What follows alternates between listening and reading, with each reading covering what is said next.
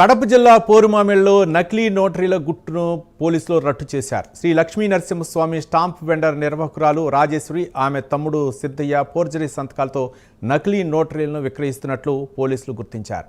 బాధిత అడ్వకేట్ మువ్వా నరసింహులు ఫిర్యాదుతో ఈ విషయం వెలుగులోకి వచ్చింది. రాజేశ్వరి, సిద్ధయ్యలపై పోలీసులు కేసు నమోదు చేసి అదుపులోకి తీసుకున్నారు. నిందితుల వద్ద నుంచి నకిలీ నోటరీలు, 1200 రూపాయల నగదును స్వాధీనం చేసుకున్నట్లు circle inspector Srinivasulu, sub inspector Kondareddy తెలిపారు.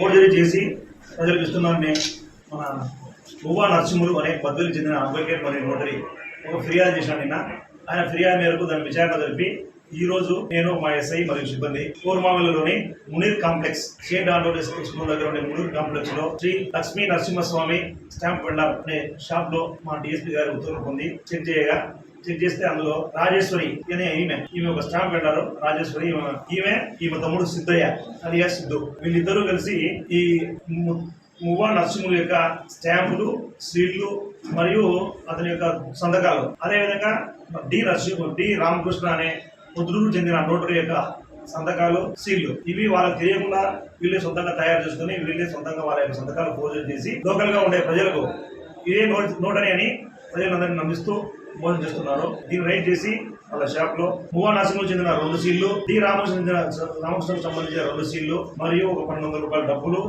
ఒక స్టాంప్ ప్యాడ్, తర్వాత ఈ గ్రీన్ పిన్ ఒకదాన్ని స్వాధీనం చేసుకుని ఆమె పైన కేసు నమోదు చేసి అరెస్ట్ చేయడం జరిగింది. మన పూర్వమాల మండలంలో ఎవరైనా ఫోర్జరీ చేసినట్లయితే చట్ట ప్రకారము తగిన శిక్ష అనుభవిస్తారు.